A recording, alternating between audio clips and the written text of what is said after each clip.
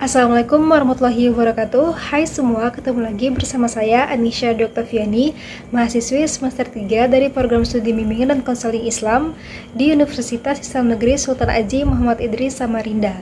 Pada kesempatan kali ini, sama seperti video sebelumnya, saya akan sedikit menjelaskan mengenai perkembangan kognitif menurut teori Vygotsky, yang dimana merupakan mata kuliah dari psikologi perkembangan yang diampu oleh Bapak Muhammad Hasan Abdillah, SPSI, MPSI.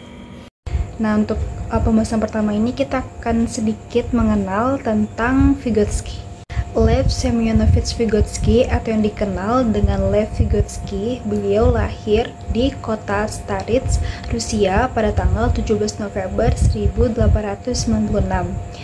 Ia itu tertarik pada psikologi saat berusia 28 tahun. Vygotsky itu dalam menyalurkan pemikiran-pemikirannya di dunia psikologi itu kerap menghadapi rintangan oleh pemerintah Rusia pada saat itu. Dan untuk perkembangan pemikiran Vygotsky ini tuh meluas setelah ia wafat pada tahun 1934 dikarenakan penyakit TBC. Vygotsky ini itu merupakan satu di antara tokoh konstruktivitas. Dan untuk sumbangan penting dari teori Vygotsky ini adalah tentang penekanan pada hakikat pembelajaran sosiokultural. Selanjutnya, kita akan mengetahui teori perkembangan kognitif menurut Vygotsky. Di sini, Vygotsky itu mengatakan bahwa interaksi sosial dan juga budaya itu mempunyai peran yang penting terhadap perkembangan kognitif anak. Nah, jadi artinya itu bahwa ketika anak itu mengembangkan pikiran tentang dunianya, ia itu tidak sendiri, jadi ia dikelilingi oleh orang-orang di sekitarnya. Dan menurut pandangannya juga, perkembangan anak itu terdiri dari aliran konflik dan juga resolusi dialektis tanpa akhir. Dan anak itu membentuk sebuah pengetahuan melalui proses pemecahan masalah dengan diinternalisasi. Nah, selanjutnya kita akan mengetahui apa saja konsep dari teori Vygotsky ini. Dalam teori ini itu memiliki 4 konsep perkembangan kognitif menurut Vygotsky.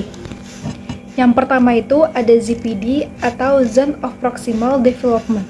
ZPD ini adalah suatu hal yang menghubungkan antara pembelajaran dan juga perkembangan. Dan menurut Vygotsky, perkembangan itu adalah kemampuan seseorang yang dapat dibagi menjadi dua, yaitu ada tingkat perkembangan secara aktual dan juga tingkat perkembangan secara potensial. Tingkat perkembangan secara aktual yaitu adalah dari kemampuan anak untuk menyelesaikan masalah yang ia hadapi itu secara mandiri. Sedangkan untuk tingkat perkembangan secara potensial yaitu adalah kemampuan seorang anak yang di bawah bimbingan orang tua atau orang lain, serta teman sebayanya yang memiliki kemampuan yang lebih kompeten. Yang kedua itu ada scaffolding. Scaffolding ini adalah pembelajaran sosial yang menyediakan banyak sekali dukungan kepada seorang anak selama tahap proses pembelajarannya. Dan juga kemudian anak itu dilepaskan untuk melihat sebuah kompetensi anak mampu atau tidaknya tanpa bantuan orang lain. Jadi untuk pendekatan ini tuh bertujuan untuk mengukur sebuah kemampuannya sendiri dan juga kompetensi anak dalam mengaplikasikan apa yang ia telah pelajari selama ini. Ketiga itu ada bahasa dan juga pemikiran. Bahasa itu bukan hanya komunikasi sosial tetapi juga bisa merencanakan atau mengendalikan perilakunya dengan caranya sendiri. Jadi, anak itu harus mampu untuk berkomunikasi dengan bahasanya sendiri sebelum mereka itu dapat memfokuskan ke dalam pikiran mereka sendiri. Keempat, itu ada pembelajaran kerjasama. Dalam teori ini, itu sangat mendukung anak dalam bekerja sama untuk memecahkan suatu masalah yang mereka hadapi.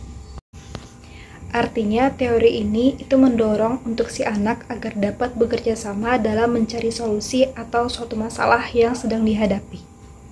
Dan yang kelima, itu ada saling memberi contoh. Dalam hal ini, itu sangat memungkinkan bagi guru untuk melakukan pendekatan pembelajaran secara kontekstual.